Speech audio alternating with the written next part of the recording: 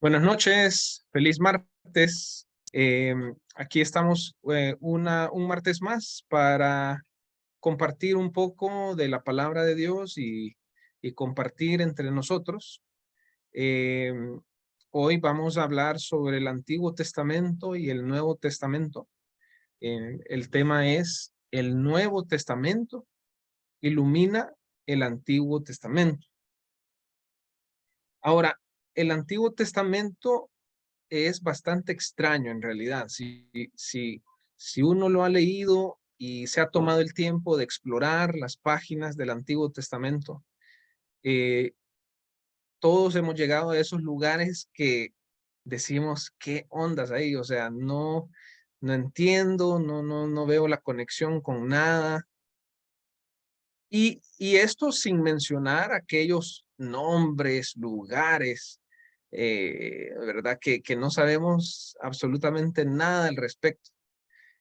Y que de hecho solo podemos saberlo por aquellos que han estudiado el tema, ¿verdad? Me refiero a cosas culturales, geográficas, ¿verdad? Hay muchas cosas que tienen que ver con leer un poco atrás. Por ejemplo, en Génesis se describe algo y más adelante en el Antiguo Testamento se habla sobre eso y, y ya uno puede entender, ¿verdad?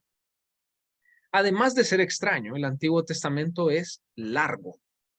Eso es otro reto, especialmente para nosotros, salvadoreños, latinoamericanos, que no tenemos ese hábito de leer. Y lastimosamente, como voy a decir, como religiosos, como evangélicos, ¿verdad? Pero también los católicos tenemos este mal hábito de leer un poquito, entender un poquito y ya pues ya no profundizar o ya no leer más. Pero la verdad es que en cierto sentido, el Antiguo Testamento es el fundamento de nuestra fe. Ahora, quiero aclarar que no estoy diciendo que Jesús no es el fundamento de nuestra fe, porque mucho, y de manera correcta, muchos tenemos el concepto, ¿verdad? Que Jesús es lo central, es el fundamento, y es cierto. Sin embargo, Jesús, si nos ponemos a pensar un poco, y si te pones a pensar, Jesús eh, usa y vive y explica eh, ¿verdad? Y afirma y también expande el Antiguo Testamento, ¿verdad? Pensemos en un par de conceptos. Por ejemplo, de repente en el Nuevo Testamento se dice que Jesús es el Cordero de Dios. ¿Por qué el Cordero? ¿Qué tiene que ver el animal Cordero con Jesús? La respuesta está en el Antiguo Testamento. Entonces, eso solo es un ejemplo para ver cómo o en esta primera parte de la enseñanza, solo poner la idea de que el Antiguo Testamento es sumamente importante, ¿verdad? Una de las cosas que hacemos con Fran y vamos a seguir haciendo es el ánimo de leer.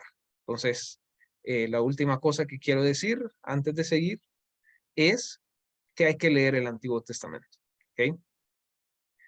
Hay que leer los salmos, hay que leer la historia, hay que leer los primeros cinco o seis libros del Antiguo Testamento, hay que leer los profetas. Solo si uno se pone a pensar lo que no ha leído, pues hay que ir a leerlo.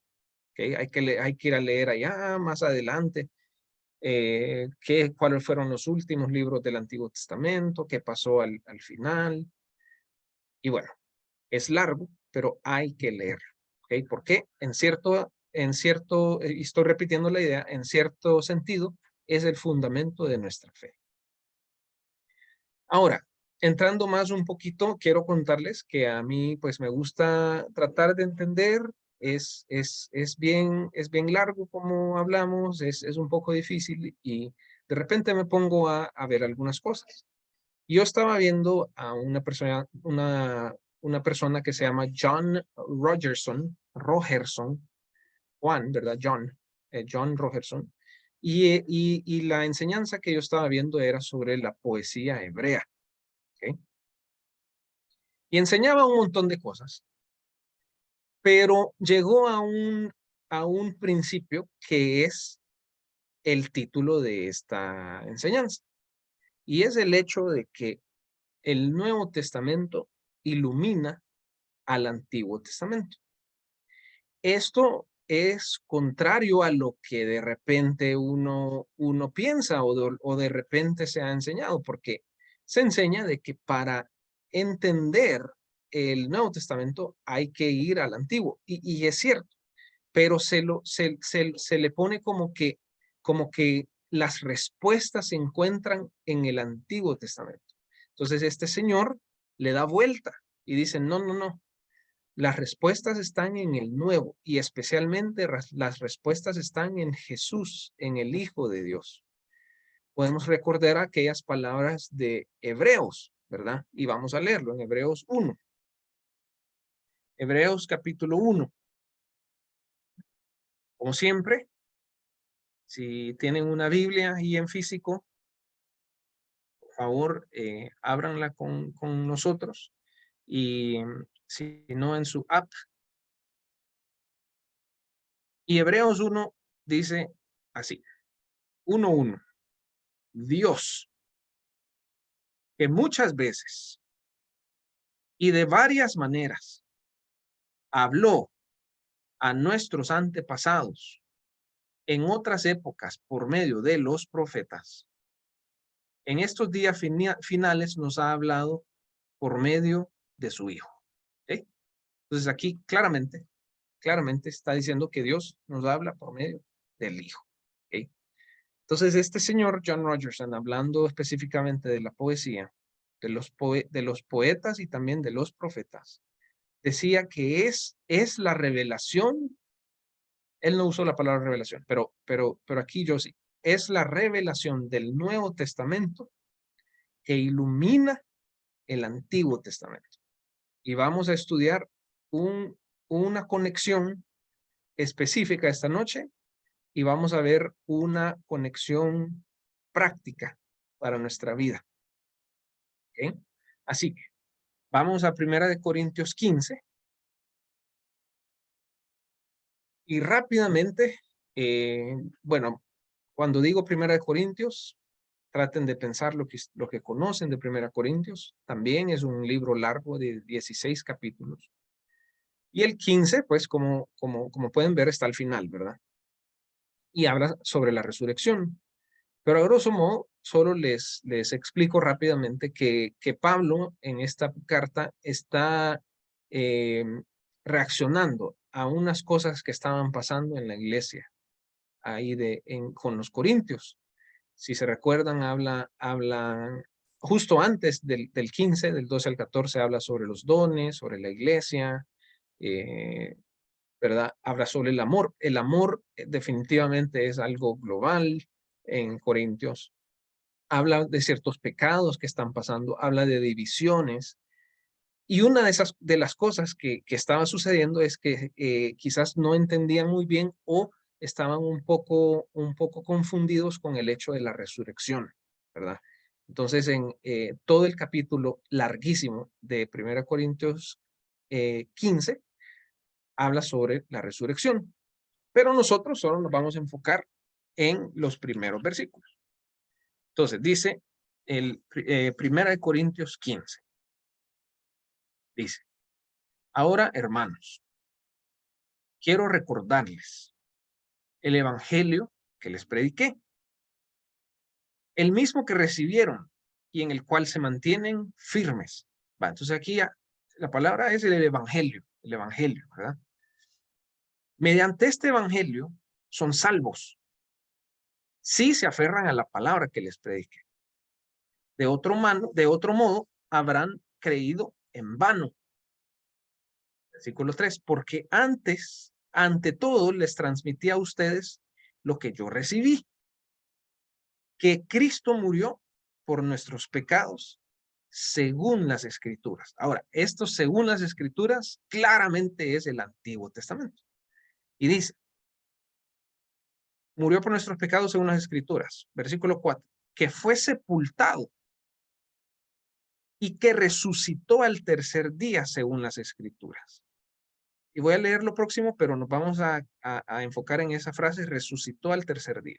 Y en el 5, versículo 5 dice, y que se apareció a Cefas, y luego a los 12, después se apareció a más de 500 hermanos a la vez, la mayoría de los cuales vive todavía, aunque algunos han muerto.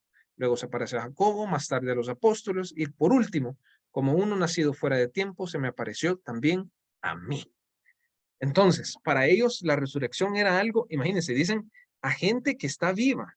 O sea, en ese momento, al leer la carta, ellos pudieran viajar e ir a buscar a las personas, que de hecho precisamente fue lo que hicieron los que escribieron los evangelios.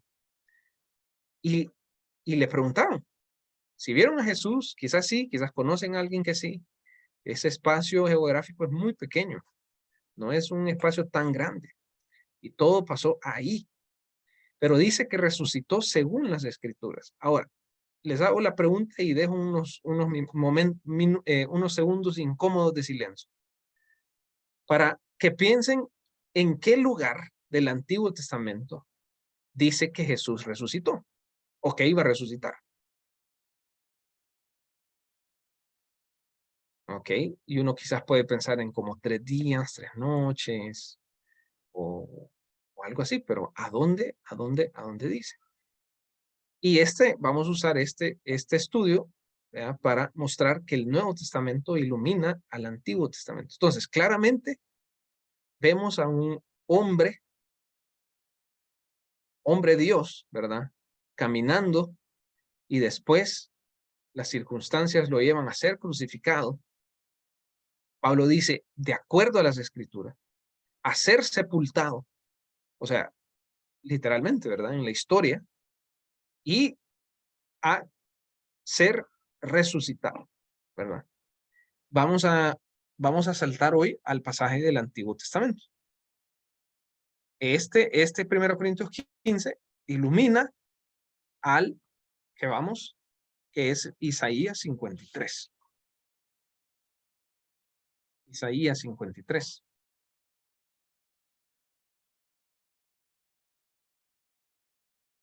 En Isaías 53, explícitamente se habla de un siervo de Dios. Y vamos a empezar en al final del capítulo 52, versículo 13. Claramente uno puede ver que ahí empieza ese pasaje del siervo. ¿Por qué? Porque dice, en el 52:13 dice, miren, mi siervo triunfará, será exaltado, levantado y muy enaltecido. Y vamos a seguir el pasaje. Muchos se asombraron de él, pues tenía desfigurado el semblante. Nada de humano tenía su aspecto. Del mismo modo, muchas naciones se asombrarán y en su presencia enmudecerán los reyes. Ahora, imagínense estar leyendo esto, pues sí, o sea, lejos de la historia del Nuevo Testamento, en los tiempos donde fue escrito, o estarlo escuchando de Isaías. O sea, un siervo que será exaltado, ok. Y un poco de contexto es de que Dios prometía salvar a su pueblo y Dios prometía reinar en su pueblo. Entonces ellos de alguna manera esperaban un rey. Y aquí se habla de un siervo, ¿ok? Y empiezan esas paradojas, ¿verdad? Siervo, rey, o sea, ¿cómo que si es un rey no es un siervo? Porque el rey tiene siervos. Pero bueno, ellos quizás podían comprender de que era un rey humilde, ¿verdad? Era un rey que iba a dar servicio a su pueblo y lo podían entender de esa manera. De ninguna manera podían ellos imaginarse, por ejemplo, el nacimiento literal como fue de Jesús. Y ahorita lo que estamos hablando, en ninguna manera podían imaginarse que iba a morir e iba a resucitar. Vale, adelantémonos al 8, versículo 8. Y bueno, es buena idea en su momento leer todo el capítulo, pero el 8 dice, después de aprehenderlo y juzgarlo, le dieron muerte. Ok, entonces aquí ellos podían leer y decir, ok, lo van a agarrar y lo van a juzgar, pero ¿cómo y quién y dónde?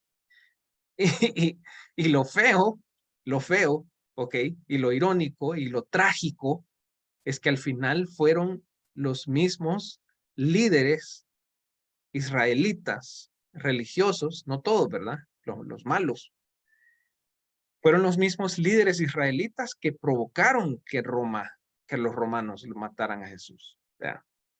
Ahí siempre en el 8 le dieron muerte. Nadie se preocupó de su descendencia. Fue arrancado de la tierra de los vivientes y golpeado por la transgresión de mi pueblo. ¿Ok? O sea, claro, explícito de que iban a matar al siervo. Explícito. 9. Se le asignó un sepulcro con los malvados y murió entre los malhechores, aunque nunca cometió violencia alguna ni hubo engaño en su boca. Es bien explícito. O sea, allá cuando dice sepultado, de acuerdo a las escrituras, uno dice, o sea, aquí dice, pues, sí, sigamos. El 10 dice, pero el Señor quiso quebrantarlo y hacerlo sufrir. Y como él ofreció su vida, aquí va el quiebre, miren. Como él ofreció su vida en expiación, miren esta sutileza, verá su descendencia y prolongará sus días. ¿Cómo es eso que iba a prolongar si lo acaban de matar? ¿Cómo es que iba a prolongar sus días? Entonces pueden ver cómo lo que es revelado en el Nuevo Testamento ilumina lo que es revelado en el Antiguo Testamento. Voy a decir algo que puede ser, o sea, no malinterpretado, pero puede ser puede sonar a que no está correcto, pero verdaderamente el Nuevo Testamento tiene un poco más de importancia que el Antiguo. Sin embargo, sin el Antiguo no tuviéramos ninguna base, ¿ok? Hay mucho que decir en todo el Nuevo Testamento sobre las referencias al Antiguo.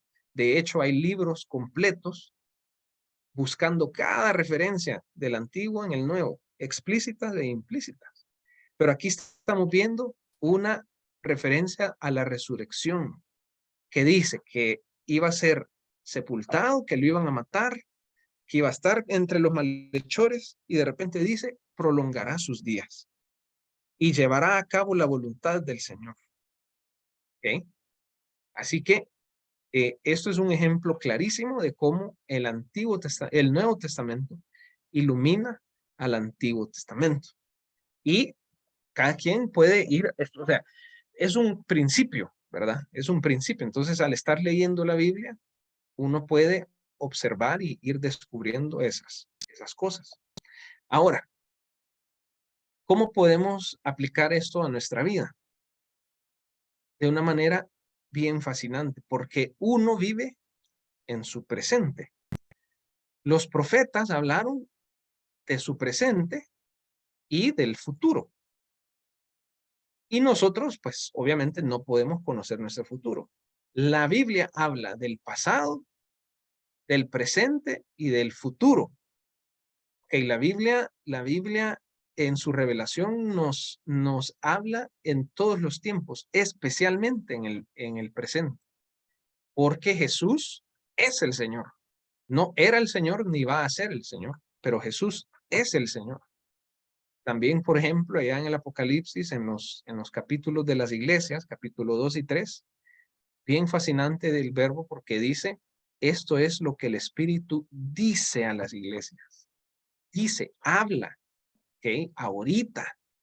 Incluso aquí en este video, en esta enseñanza, en esta reunión, en cualquier otra reunión donde se esté hablando, en cualquier conversación que se esté hablando del Señor, en cualquier intimidad, sea aquí allá abajo, no sé, en Argentina, allá del otro lado en China, en cualquier lado donde alguien esté buscando al Señor, el Señor está presente, es real y es hoy.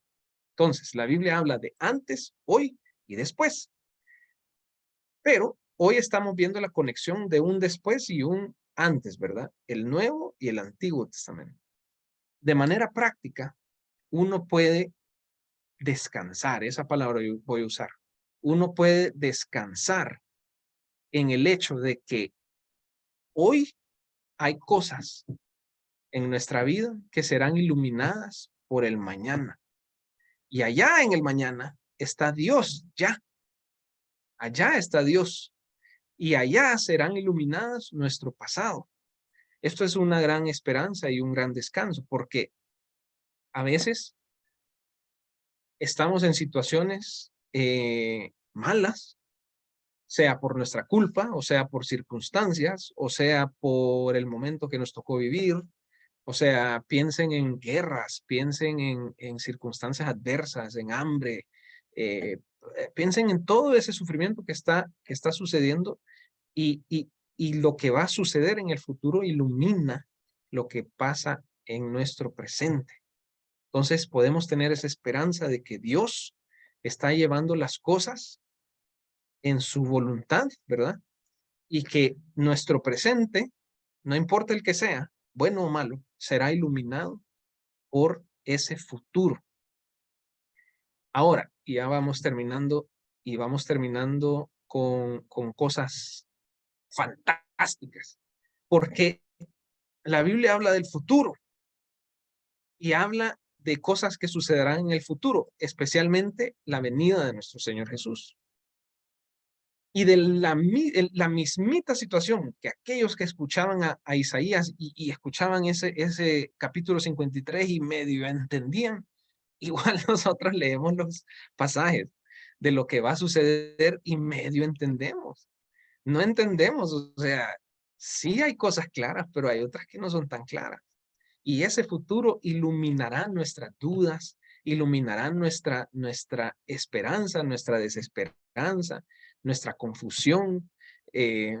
O sea, podemos agarrar a tres cristianos eh, de cualquier, no sé, de cualquier lugar y cada quien tendrá alguna noción diferente de ese futuro final, ¿verdad? Apocalíptico, digámoslo, ¿verdad? Que sucederá.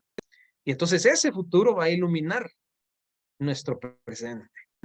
Y, y eventualmente esa realidad futura va a iluminar la realidad presente.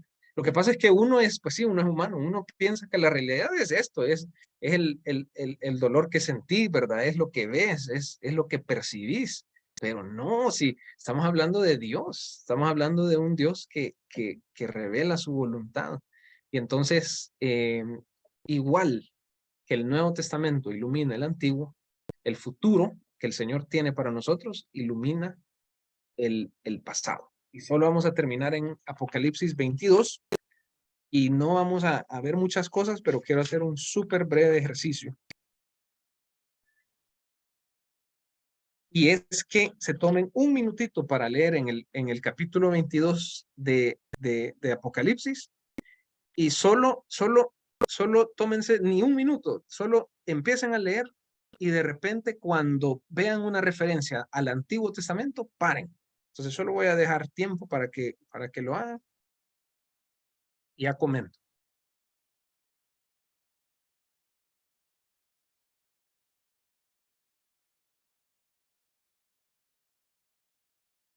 Ok, en el versículo 1, o sea, hay como tres palabras ya, pero yo solo voy a decir la que dije al principio, Cordero. Entonces, ven, está aquí hablando al final, el último capítulo de la Biblia, Apocalipsis 22, haciendo una referencia a algo que se conoce en el Antiguo Testamento y al principio del Antiguo Testamento. Es más, hay una posibilidad, y esto lo leí en algún lado, hay una posibilidad de que esas pieles que usaron Adán y Eva eran de un cordero. Esto es una interpretación, no dice así, Pero imagínense que así fuera. Estamos hablando de Cordero en el Génesis, de Cordero en el Apocalipsis y de una iluminación del nuevo al antiguo. Y una vez más, una iluminación de lo futuro, una iluminación de lo futuro a nuestro presente, que a veces duele, a veces no, a veces es incierto, a veces no, a veces con dudas, a veces no, a veces con deudas, a veces no, pero ese futuro iluminará nuestro presente. Bueno, vamos a orar. Padre, gracias por que leemos a Pablo que dice, de acuerdo a las Escrituras, y lo creemos, Señor.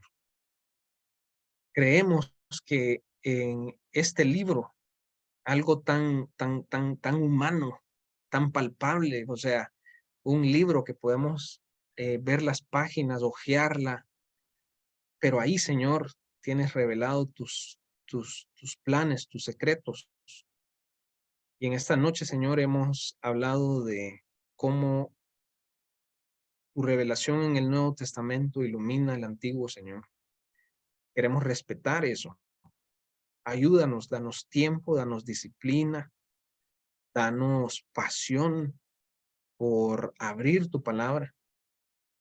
Pero también, Señor, hablamos sobre nuestra realidad humana, cómo ese futuro, Señor, esas ideas fantásticas que a veces parecieran mentiras, Señor, pero que habrá algo nuevo que todo ojo le verá, que habrá una transformación del cielo y la tierra. Señor, esas realidades iluminarán nuestro presente un día, y en esta noche queremos solo quedarnos en asombro por ti, por tu Hijo, por tu palabra, Señor, y te agradecemos por eso, Señor, en el nombre de Jesús. Amén.